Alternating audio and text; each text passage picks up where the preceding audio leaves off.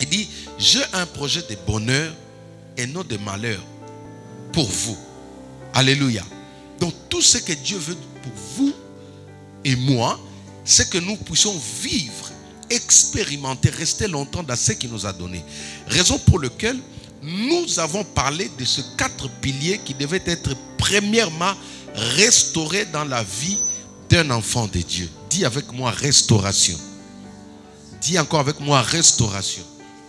La restauration, c'est le fait de remettre quelque chose à l'état initial, à l'état où il a été créé. C'est le fait je peux dire d'arranger quelque chose ou de réparer. Voilà. C'est le fait de réparer quelque chose, de guérir une maladie. Ça s'appelle la restauration. Et nous avons vu ensemble avec vous dans notre texte de base qui était dans Ézéchiel chapitre 37. À partir du verset 1er, nous avons presque lu tout le chapitre. Et nous avons vu au travers de ce texte comment Dieu a procédé avant de bénir ce peuple-là. Dieu a commencé par restaurer premièrement l'esprit. Alléluia. Il a restauré l'esprit de son peuple. Il a restauré quoi encore? Aidez-moi.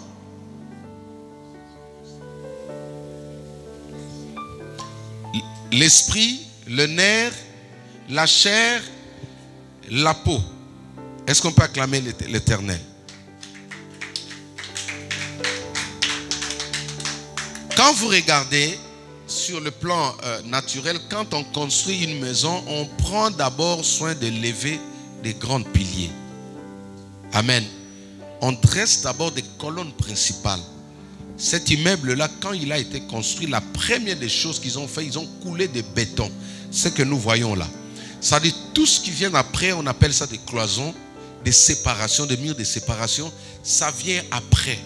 Mais dès qu'il y a des piliers principaux, on sous-entend déjà qu'il y a une maison qui sera en place. Alléluia. Des chambres viendront après. Dieu procède comme ça. Tant que dans notre vie, notre esprit, l'esprit qui fait partie des piliers centraux principaux qui soutiennent la stabilité de ce que vous demandez à Dieu, n'a pas encore été restauré, vous aurez des difficultés à pouvoir recevoir quelque chose auprès de Dieu. Sinon, si Dieu vous donne de l'argent, cet argent-là peut vous conduire à commettre de graves erreurs. Alléluia. La Bible dit, tant qu'un héritier est encore enfant, il ressemble à un esclave. C'est-à-dire, il peut même être l'esclave de ses esclaves. Vous comprenez? Pourquoi? Parce que un héritier qui est encore enfant n'a pas encore de piliers mûrs. Il n'a pas encore la maturité au-dedans de lui. Je donne un exemple. Aujourd'hui, j'ai mes enfants ici. Je ne peux pas prendre la clé de contact de ma voiture, remettre par exemple à Jeden. Alléluia. Pourquoi je vais lui donner, même s'il pleure, même s'il crie, même s'il se jette par terre, je ne peux pas lui donner ça. C'est comme ça avec Dieu. Certaines bénédictions, certaines prières, certaines demandes, nous ne recevons pas l'exaucement. Pourquoi? Parce que Dieu nous voit encore, ou il voit encore au-dedans de nous, la maturité n'a pas encore pris sa place. On n'est pas encore mature. Vous allez voir aujourd'hui, il y a des gens, quand il n'a pas encore l'argent, il est stable.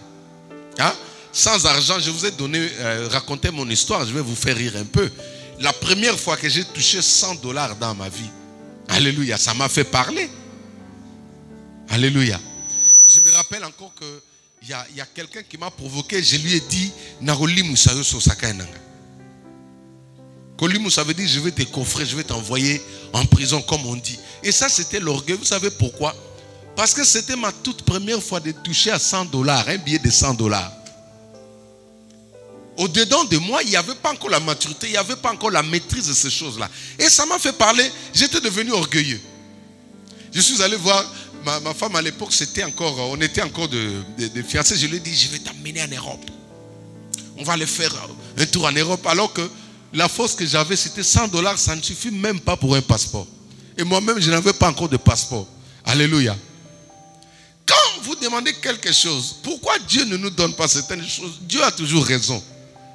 Si tu le donnes maintenant là, tu deviens l'obstacle même pour son travail. Tu tournes même contre l'église.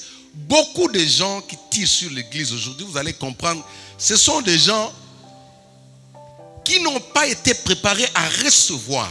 Voilà, leur âme, leur esprit, leur corps n'a pas encore été préparé pour recevoir.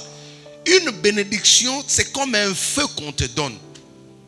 Si au-dedans de toi, tu n'as pas de piliers sur quoi poser cette bénédiction-là, tu vas croire que tu es l'unique à le recevoir et qu'après toi, personne ne pourra recevoir cette bénédiction. Il y a des gens dans leur esprit, quand ils ont reçu une bénédiction, ils pensent que Dieu a clôturé. Alléluia. Tant qu'il y aura des naissances, tant qu'il y aura encore des gens sur terre, Dieu va toujours bénir des gens. C'est pourquoi ça ne sert à rien de devenir orgueilleux. Alléluia. Donc, raison pour laquelle nous avons dit le dimanche dernier que le Seigneur dans Ézéchiel chapitre 37, il dit à son fils, il n'a pas dit à n'importe qui. Dieu s'adresse à ses fils et ses filles. Pourquoi? Tout simplement parce que le Fils de Dieu, ce sont des dieux. Ça, c'est la première des choses que vous devez comprendre. Dieu n'a pas dit à n'importe qui de parler. Il dit à son fils, pourquoi? Parce que son fils, c'est son image. Jésus-Christ a dit, celui qui m'a vu a vu qui? Non, je ne vous entends pas. Celui qui m'a vu a vu qui? Ça dit, quand tu vois le Christ, tu vois le Père. Quand tu vois la manière de faire de Jésus-Christ sur terre, c'est la manière de faire de son Père. C'est pourquoi il dit, Fils de l'homme parle. Et j'avais mis encore souligné quelque chose. Il nous est important d'être ou de devenir réellement des fils et des filles de Dieu. On le devient comment? En recevant Jésus-Christ dans sa vie comme son Seigneur et Sauveur. En proclamant publiquement devant les gens. Alléluia. C'est alors que vous pouvez exercer cette autorité, ce pouvoir. Vous pouvez parler comme Dieu. Vous pouvez donner des ordres et que le miracle se met en place. Donc, quand le Fils de l'homme a parlé dans Ézéchiel chapitre 37, la première des choses, quand il a parlé, la Bible dit que l'Esprit était revenu. Il a appelé l'Esprit, c'est l'Esprit qui est rentré d'abord. Pour que toutes les choses se mettent en place. Pour que les ossements viennent se mettre en place, il a fallu d'abord l'Esprit. C'est pourquoi nous sommes en train de traiter d'abord ce premier pilier. C'est là où il y a le grand problème. Pourquoi Dieu ne veut pas nous donner ce que nous demandons? Parce que notre esprit est encore, c'est-à-dire n'est pas encore prête. Alléluia. Alors, nous allons voir dans la Bible, dans le livre de Genèse, dans Genèse chapitre 3e, je fais la continuité de ce que je dis le dimanche dernier, dont nous parlons de la restauration de l'esprit. C'est important. Pourquoi encore? Parce que l'esprit, c'est le point, c'est-à-dire c'est le metteur qui nous permet d'être en contact avec l'Esprit de Dieu. Quand le Saint-Esprit vient habiter en vous, quand nous invitons le Saint-Esprit ici, pendant le culte, quand il descend, il vient résider dans votre esprit. Pourquoi pas dans l'âme? Parce que l'âme, c'est là où reposent tous les mauvais sentiments, toutes les mauvaises sensations. L'envie d'insulter, l'envie de voler, l'envie de commettre l'impudicité, l'envie de mentir pour les gens, l'envie de faire du commérage, ça se repose dans l'âme. Alors l'endroit idéal où le Saint-Esprit habite, c'est l'esprit. Dans l'esprit de l'homme, c'est là où l'Esprit de Dieu vient résider. Et c'est là même quand on parle de l'image de Dieu, c'est l'Esprit qui est en vous. Quelqu'un peut dire Amen avec moi. Dans Genèse chapitre 3, je vais prendre un verset, mais nous allons lire tout le chapitre à la maison, c'est important. Genèse chapitre 3.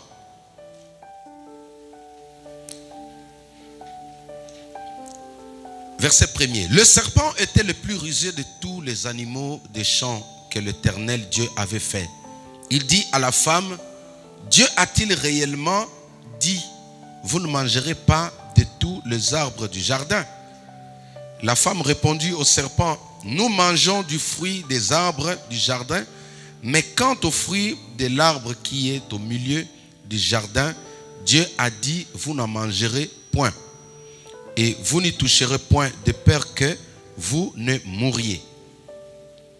Dieu avait dit quoi? Si vous touchez au fruit de l'arbre que j'ai interdit, vous mourriez. Alléluia.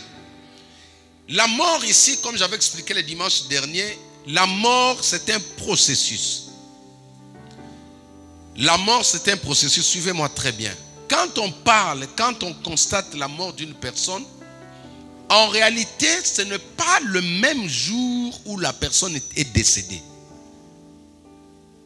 Nous voyons au travers de cette histoire, suivez-moi très bien, vous allez remarquer que après la désobéissance, comme le péché, nous avons dit réellement, le péché c'est quoi? C'est la désobéissance. Je vais vous donner la définition rapidement pour que vous puissiez noter. Pour ceux qui notent, c'est important. Le péché veut dire ceci: acte conscient par lequel on fait ce qui est interdit par la loi divine. Acte conscient, ça c'est la définition. Acte conscient par lequel on fait ce qui est interdit par la loi divine ou par l'Église. Quand la loi divine, c'est-à-dire que la Bible interdit quelque chose, la Bible dit qu'il n'est pas bon, quand tu n'es pas marié, tu n'as pas le droit de coucher avec un garçon, d'avoir un copain ailleurs ou une copine. Quand tu le fais, c'est-à-dire que tu pêches. La Bible dit, acte conscient par lequel on fait ce qui est interdit par la loi divine. Tout celui qui vit dans l'impudicité, dans l'adultère, qui vit avec un homme qui n'a pas marié, qui n'a pas payé, que la famille ne connaît pas, est en train de pécher. On ne peut pas appeler ça la vie, on ne peut pas appeler ça le plaisir. C'est la mort. Quand on fait ça, on est mort. La Bible le dit, acte conscient. Et j'ai toujours dit, en ce qui concerne l'impudicité, l'adultère, on le fait toujours consciemment.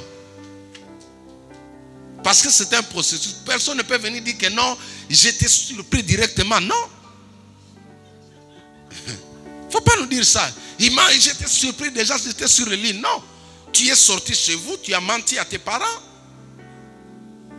Tu t'es préparé, tu es parti, tu avais tous les calculs. Donc ça, tu as péché. Et si Jésus revient à ce moment-là, avec tous les chikabababa tu avais dans la bouche là, tu restes. Tu ne montes pas. Acte conscient. Tout celui qui pêche est conscient.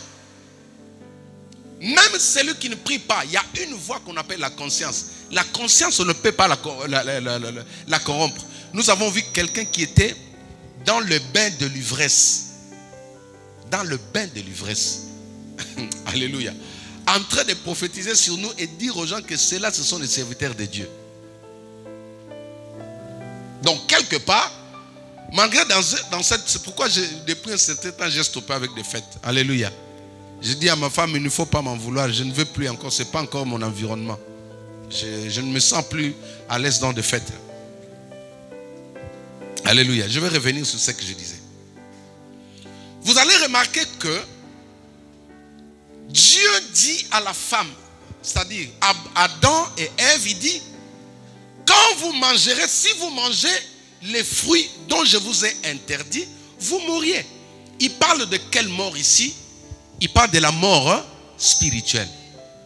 Est-ce que je me fais comprendre? Et je venais de dire, encore je répète, que la mort c'est un processus. Les jours où le corps tombe par terre, ce n'est pas les jours où la personne était décédée. Donc on sous-entend que Adam et Ève étaient morts le jour où ils ont fait quoi? Ils ont péché. La mort de l'esprit a commencé quand il y a eu coupure, quand il y a eu déconnexion, quand ils ont été débranchés au réseau céleste qui s'appelle la présence de Dieu ou l'Esprit de Dieu. Ils ne pouvaient plus entendre la voix de Dieu. Pourquoi? Parce que leur esprit était mort. Et nous avons dit ceci. Le péché détruit. Le péché détruit. Suivez-moi, enfants de Dieu. Le péché détruit. Le péché amène la mort dans la vie d'un enfant de Dieu. Une église où il y a la vie du péché, cette église-là, c'est une église morte. Regardez Adam et Ève.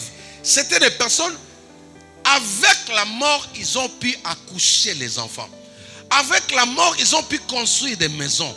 Avec la mort de l'esprit, ils ont pu faire les affaires. Mais ils étaient morts au-dedans d'eux.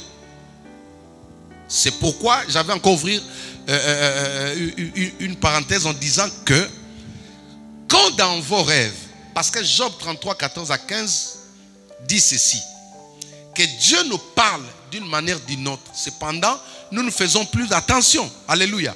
Dans des rêves, dans des prophéties, dans des paroles de connaissance, Dieu nous parle. Et j'avais dit ceci. Quand vous voyez dans un rêve, quelqu'un qui est en bonne santé, vous le voyez dans un cercueil, ne négligez pas ces choses-là. Parce que le corps d'Adam, ou le cœur d'Adam, n'a pas arrêté de battre le jour où ils ont mangé le fruit. Mais alors qu'ils étaient morts. Il y a des gens aujourd'hui dans nos familles qui sont déjà morts. Pourquoi? Parce que la mort en soi, il attaque premièrement l'esprit. Tant que ton esprit vit, la mort ne peut pas te mettre par terre. Est-ce que quelqu'un peut dire amen avec moi? Adam était vivant et Ève, il pouvait exhorter. Il pouvait prêcher comme moi. Il pouvait prier même pour les gens, mais au-dedans d'eux, c'était des cadavres. Pourquoi? À cause du péché. Un enfant de Dieu doit observer la vie de la crainte, la vie de la sanctification. Un enfant de Dieu doit être discipliné. À chaque fois que je ne suis pas discipliné vis-à-vis de la parole de Dieu, il y a quelque chose de mal qui peut vous atteindre. Que cela ne vous arrive pas au nom de Jésus-Christ. Le péché détruit l'esprit. On dit qu'un esprit ne peut pas mourir. Mais un esprit, on peut l'étouffer. On peut l'empêcher à fonctionner correctement. Regardez, il y a des gens qui vous parlent aujourd'hui. Il y a des gens qui vous prêchent. Il y a des gens qui sortent, qui crachent le feu dans leur bouche. Mais alors que ces gens-là sont loin de Dieu. Quand vous regardez, vous allez dans Romains 3, je crois, 23, si je ne me trompe pas. La Bible dit quand tous sont péchés et sont privés de la gloire, sont privés de la vie, sont privés de l'Esprit de Dieu.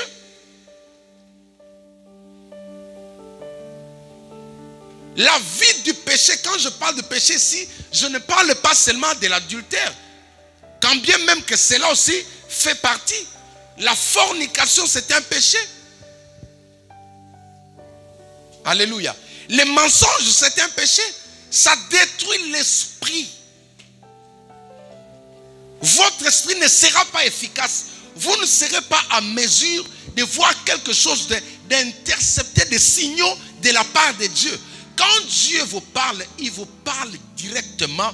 Le point de contact entre Dieu et l'homme, c'est l'esprit. C'est pourquoi quand Ézéchiel, le fils de l'homme, a parlé, Dieu a commencé d'abord à restaurer quoi? L'esprit.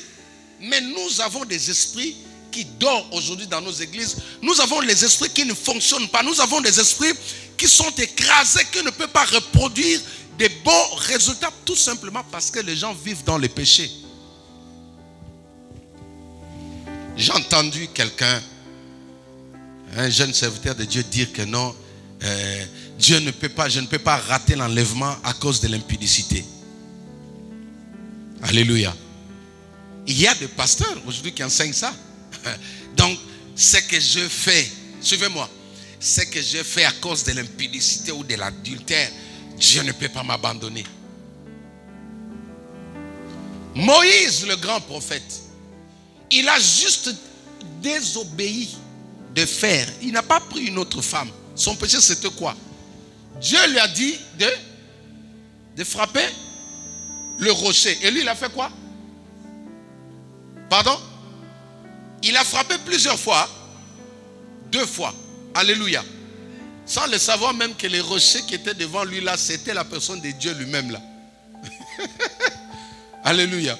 On en parlera de ça. C'était la personne de Christ. Donc, parce que les gens t'ont incité, tu étais en colère, tu as gogolé le Seigneur comme ça. Ah!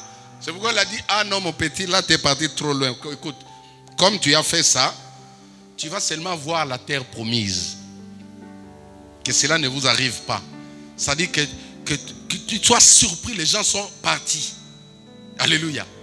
Parce que l'enlèvement, elle est bien réelle. Et ceux qui pensent que, parce qu'ils ont ressuscité les morts, parce qu'ils ont guéri les malades, ou parce qu'ils ont bâti les hôtels, parce qu'aujourd'hui c'est ça, on te dit non, bâtis seulement l'hôtel, et les autres là, Dieu, qui t'a dit ça? Vous connaissez les hôtels que les autres là ont bâti, les Jacob, les Moïse là. Mais regarde Moïse, il a vu la bénédiction, la terre promise de loin.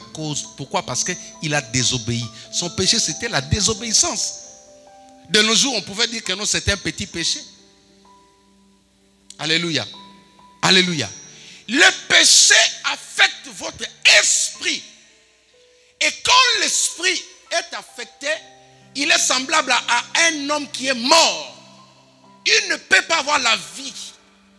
Vous ne pouvez pas vivre avec un esprit qui est dans le péché.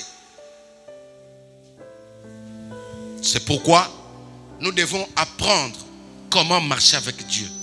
Nous devons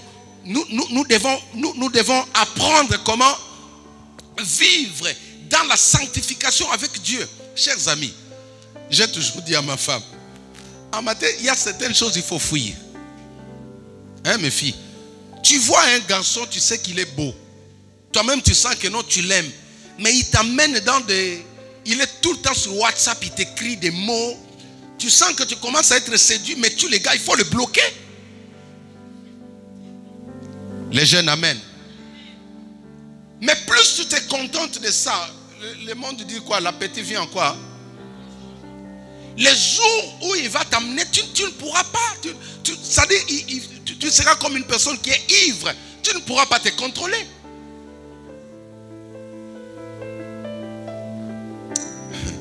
Alléluia. Je parlais avec mes enfants. Le grand problème que la plupart des personnes me reprochent, moi, ce n'est pas ceux qui vous disent qu'il est orgueilleux. Moi, j'essaye de vivre comme l'apôtre Paul. Moi, je me traite dur. Alléluia. J'essaye de me discipliner moi-même d'abord. Je fais un effort d'être correct. Je fais un effort d'être discipliné. Je fais un effort d'être un exemplaire dans ma génération. Alléluia. Je ne fais pas des choses pour que les gens disent que non, on est tous pareils. Non, moi j'essaye de discipliner. L'apôtre Paul dit, il dit, je traite durement mon corps. Si tu veux que ton esprit puisse vivre, tu dois avoir une vie de discipline. Un enfant de Dieu ne fréquente pas n'importe qui. Un enfant de Dieu ne parle pas avec n'importe qui. Un enfant de Dieu doit choisir ce qu'il fait. Alléluia. Et c'est ça, vous entendrez vous dire que non, il est orgueilleux. Quelqu'un m'a dit, pasteur, on était dans un deuil, on a appris, les gens parlaient de toi, ils disaient que non, tu es orgueilleux. Je dis, mais alléluia. Si j'étais orgueilleux, regardez mes amis, ils sont là, les Christ, les Bénédicte. Est-ce qu'on peut acclamer le Seigneur? Un orgueilleux ne peut pas faire ça. Alléluia. Pourquoi? Parce que je veux que mon esprit puisse... C'est pourquoi, à chaque fois qu'il y a un problème, mais quand un problème peut arriver, le Seigneur, moi je ne reçois pas plus de 10 signaux pour comprendre quelque chose. Dieu me parle une seule fois. Et quand il me donne le message, c'est ça. Je n'ai pas besoin de redemander encore, dire Seigneur, explique-moi. Quand il me montre quelque chose, ça a toujours été comme ça. Vous savez pourquoi? Parce que mon esprit vit. Et je prie que ce matin, ton esprit aussi puisse vivre. Alléluia. Oh là là, la restauration de l'esprit. C'est un point qui est très capital. Nous avons parlé de la mort spirituelle. Vous pouvez lire avec moi Ésaïe 59, verset 2. Ésaïe 59, verset 2. La Bible dit quoi? D'Ésaïe 59, verset 2. Ceux qui prient ici doivent réciter. Non, n'ouvrez pas vos Bibles. Vous devez la réciter par cœur. Ceux qui prient ici. Ésaïe 59, verset 2. Ésaïe 59, verset 2. Hein? Ésaïe 59, verset 2. Oh là là, mes enfants. Hein? La main de l'Éternel n'est pas. Ah là là, aïe aïe aïe aïe. Elles sont pas acclamées le Seigneur. Bon, on va la lire quand même rapidement. Ça va vous aider. La main de l'Éternel plutôt n'est pas courte pour agir, mais ce sont Ésaïe 50. Ça, vous devez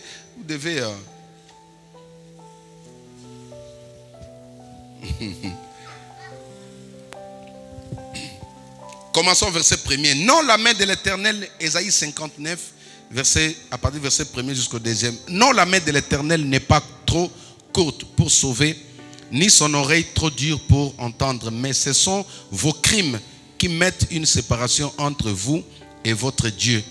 Ce sont vos péchés qui vous cachent sa face et l'empêchent de vous écouter. Acclamons la parole du Seigneur. Vous comprenez que ce sont les péchés. Quand je mène une vie de péché, même si je suis pasteur, même si c'est Billy Graham qui vous a consacré, parce que certains se cachent derrière l'alliance. Quand il vient, il est bien vêtu en costard, il vous dit, moi j'ai l'alliance avec Dieu.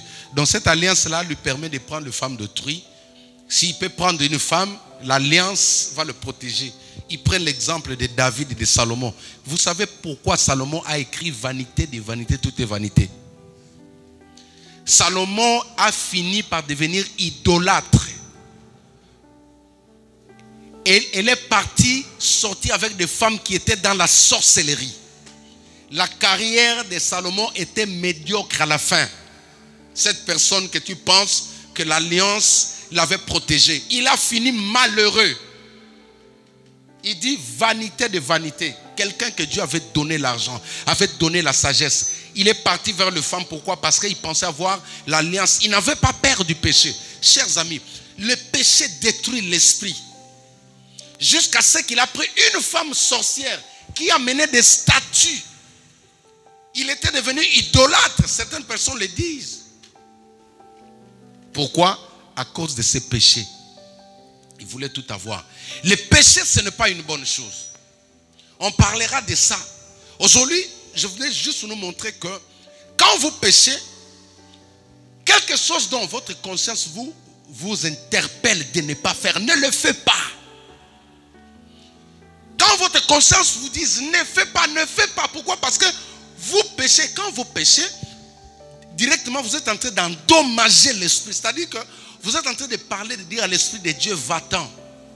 Même si tu vois, le Seigneur peut te faire grâce, tu vois, mais tu ne seras pas en mesure de combattre contre l'ennemi qui vient vers toi. Alléluia. Il faut savoir une chose, que le diable n'a le pouvoir que sur celui qui porte sa sémence. Quelqu'un qui est dans la vie de péché ne peut pas chasser les démons. Tu peux les chasser maintenant, ils vont t'attendre dehors. Ils vont attendre quand tu vas pécher. Ils vont attendre quand tu vas faire bisous à ces garçons-là. Il n'est pas ton mari, mais dans l'obscurité, vous êtes comme ça. Dans les trains, vous allez là où il n'y a pas de gens. Vous embrassez. Vous êtes tout content, vous embrassez. Tu trouves que c'est le plaisir. Alléluia. Si vous arrive quelque chose, directement, vous allez dans le séjour des morts purgés de peine du péché que vous êtes en train de commettre. Ça ne rigole pas. Alléluia.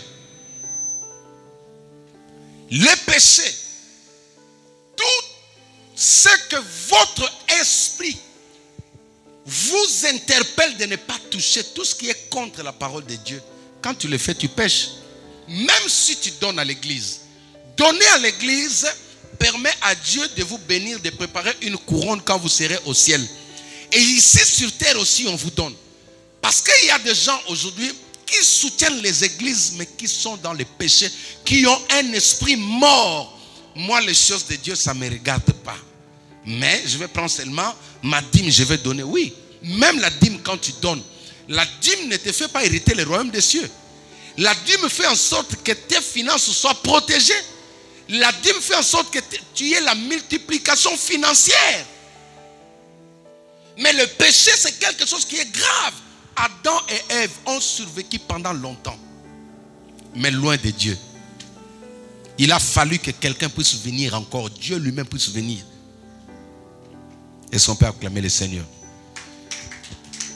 Il y a pas mal de choses à dire là-dessus, mais je vais aller rapidement parce que nous allons essayer de respecter l'heure. Je vous ai donné une deuxième verset, Ephésiens chapitre 2, versets 1 à 3. Nous allons lire quand même. J'ai pas mal de versets que j'ai notés. Nous allons lire Ephésiens 2, 1 à 3. Il faut que votre esprit puisse être restauré. La restauration de l'esprit. Et je vais prendre le deuxième point. Nous allons clôturer rapidement.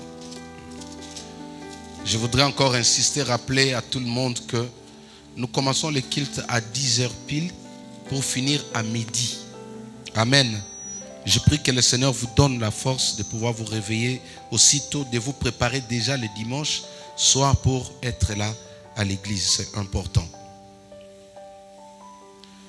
Ephésiens chapitre 2, versets 1 à 3. Je fais la lecture. Vous étiez morts par vos offenses et par vos péchés dans lesquels vous marchez autrefois.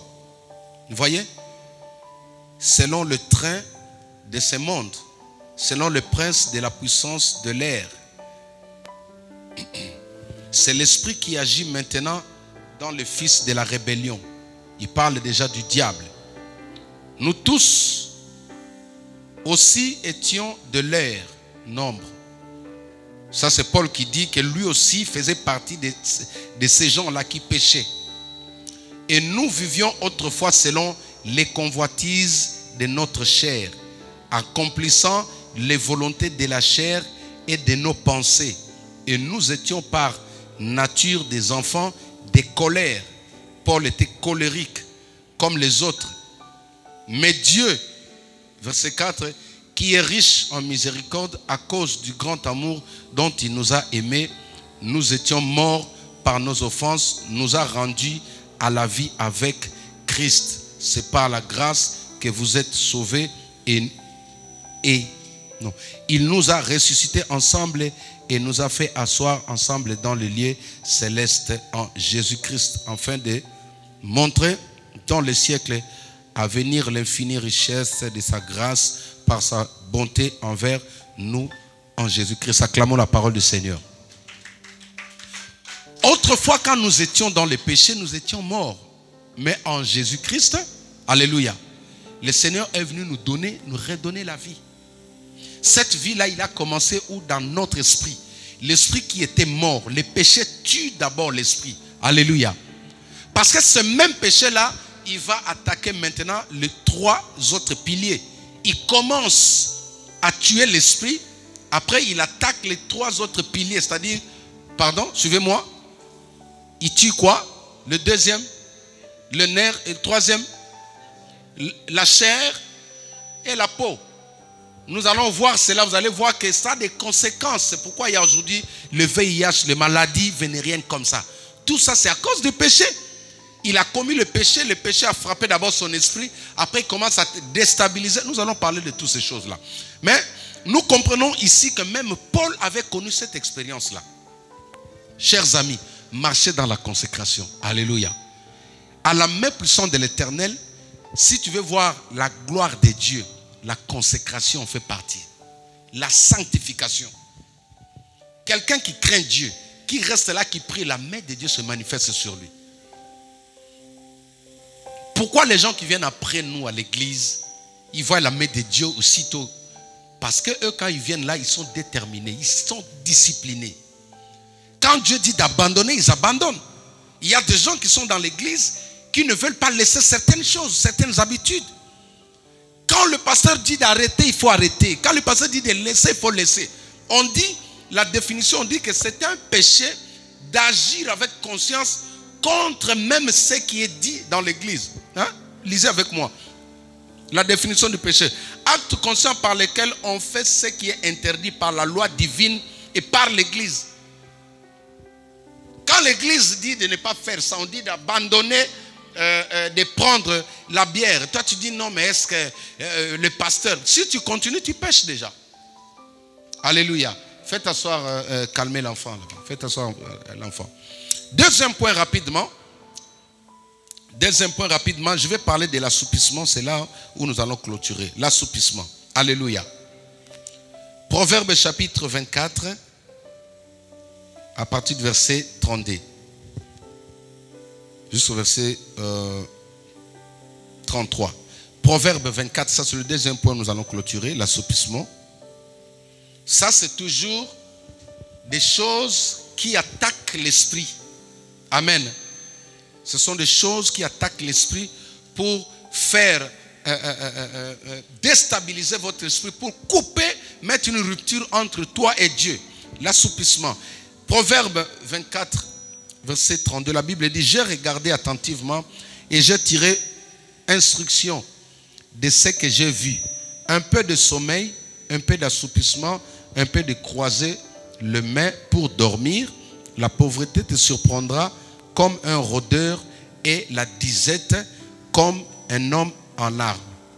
La parole du Seigneur. Alléluia. Est-ce qu'on peut acclamer la parole de notre Dieu? L'assoupissement, c'est un relâchement. Alléluia. L'assoupissement, c'est le fait de s'endormir. J'ai un enseignement que j'ai donné sur ça. Quand vous allez sur notre page, vous allez revoir ça. Ici, j'aimerais parler d'un esprit qui dort. D'un esprit qui trouve plaisir dans le dodo, voilà. Un esprit qui trouve plaisir dans le repos, voilà. Aujourd'hui, les enfants de Dieu, quand ils disent que non, chaque chose a son temps. C'est-à-dire, ces versets-là, ils l'ont mal compris. Ils amènent, chers amis, notre esprit n'est pas appelé à avoir ce repos que vous pensez là. Le jour où ton esprit se met dans le repos, c'est-à-dire, le repos, c'est quand tu veux que ton esprit puisse se déconnecter de l'esprit de Dieu.